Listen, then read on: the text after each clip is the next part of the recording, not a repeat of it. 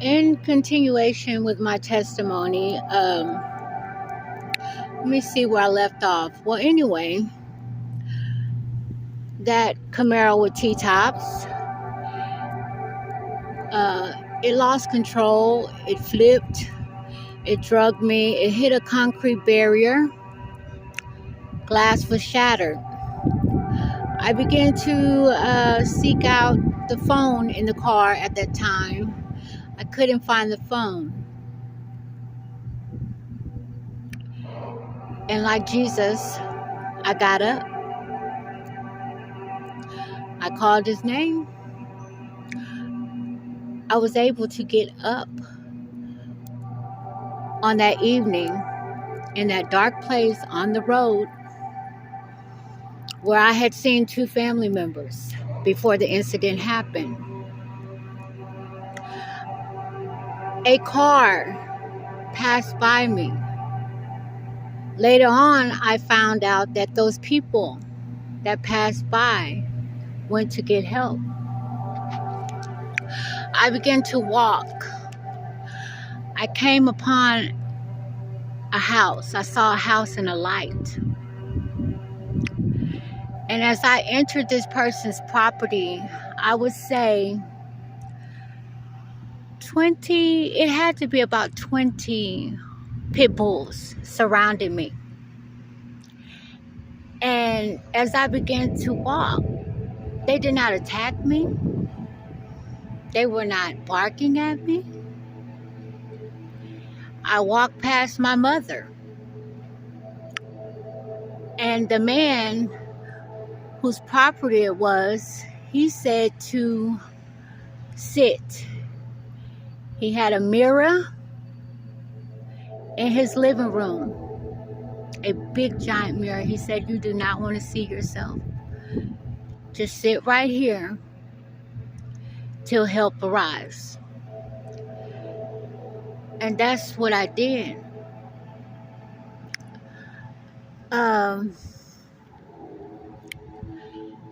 My mother began to act, to scream, "Oh, my baby. Oh, my child."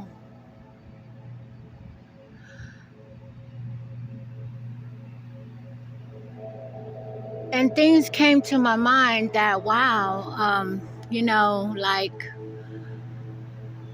wow. I knew some things, when you're that age and you have forgiveness and love for the people that you love, it hits hard when there's somebody and what can you do?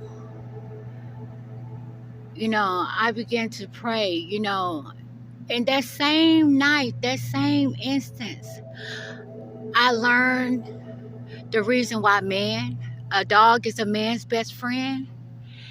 And I also learned why we have a prayer of Lord, have mercy. I was rushed in Lifeline to a hospital where I finally had went under. I remembered the flight, I had lost a lot of blood,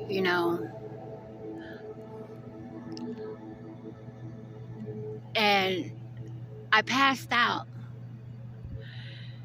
And when I went out, God allowed me to see some things. That whole setup, that attack, me being in that vehicle, they wanted that vehicle to blow up. I had just filled it with gas. They probably had some of the best mechanics to tamper with that car. And mind you, I was 18. So this was the time to cash in on my inheritance, my policies. But God, but God. But I remember when I went out, I remember the gatekeeper. God allowed me to hear the gatekeeper. He said, no. He said, what in the hell? He said, this girl is chosen. This is God's angel. She'll never be able to come in here. The gatekeeper said no.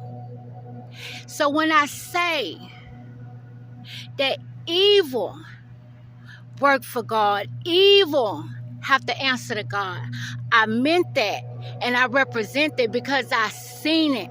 I heard it with my own eyes. The gatekeeper flew my spirit up to heaven. And I was lying there. And I could feel the presence of God. I could hear the angels speaking about what should they do. You know, these things happen.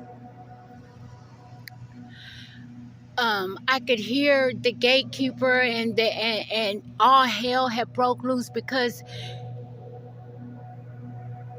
there's been some major violations. You know, it's just certain things, it's certain codes that you just don't do with innocence, with angelic people, that the people that are in the lineage of God. It's just, you just don't go against the codes. So they had a meeting of the minds that we was gonna all work together for the glory of God, and let some people go that had maybe been in some places that they didn't want to be, because hell was gonna have some new tenants. See, everybody that say they your friend, if they actions not aligning with their words and thoughts towards you, then everybody's not your friend. Sometimes people want you to go where they know they going.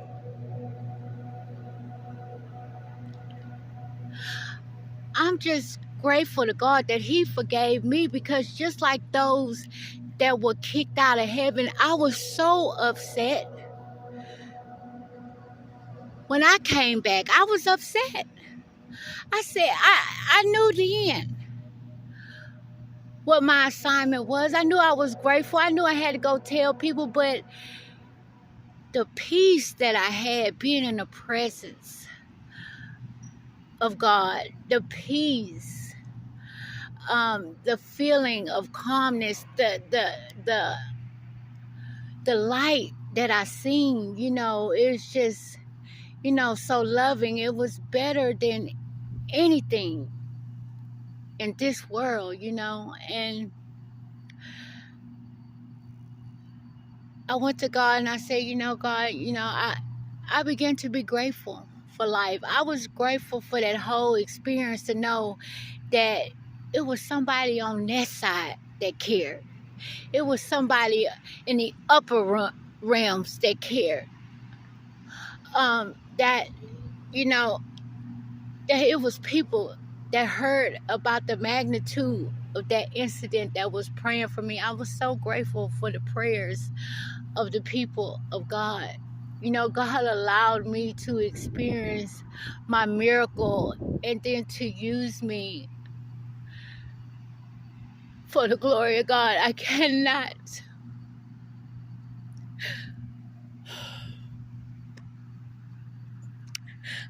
can't complain. You know, I cannot complain.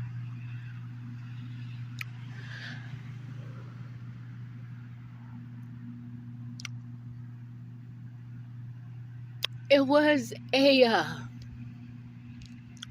magnificent experience.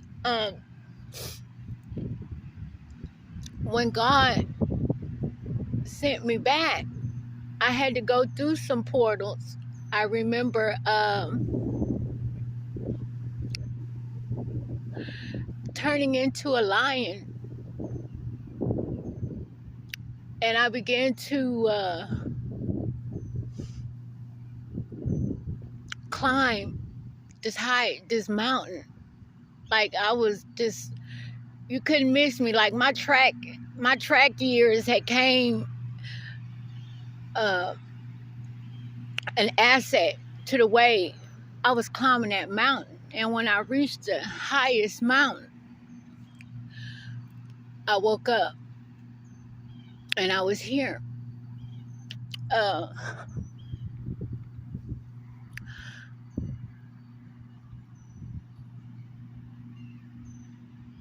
God has smiled on me. It is He that has set me free. And that experience alone to witness the miracles of God and the meetings of the minds of people who love God.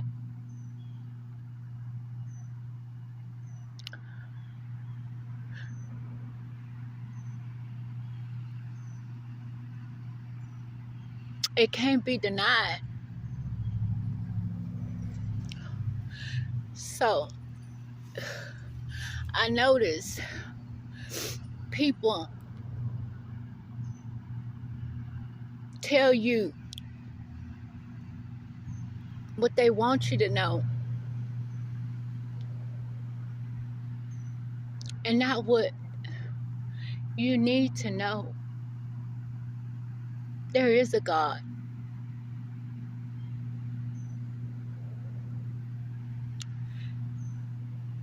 And He watches over all of us.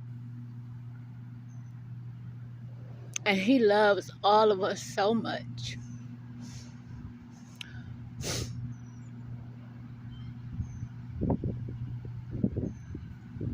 You cannot protect the guilty and assassinate the characters of the innocent whose pain served a purpose for the kingdom of the Most High God.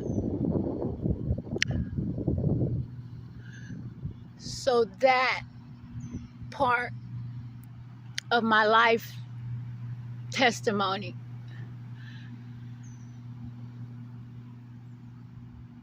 was something I held near and dear to my heart. And the blood that I lost, the beauty that I lost, the depression that I went through, the pain that I suffered,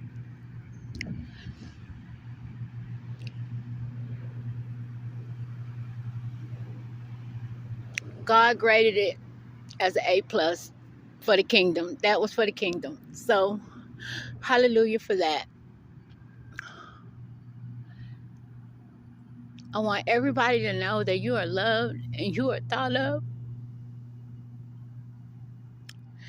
And I'm going to continue to heal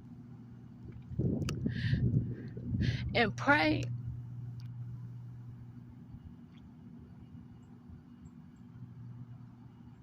and allow God to continue to be God. Because when I say all things work for the good of those who love God, I know that for a fact to be true.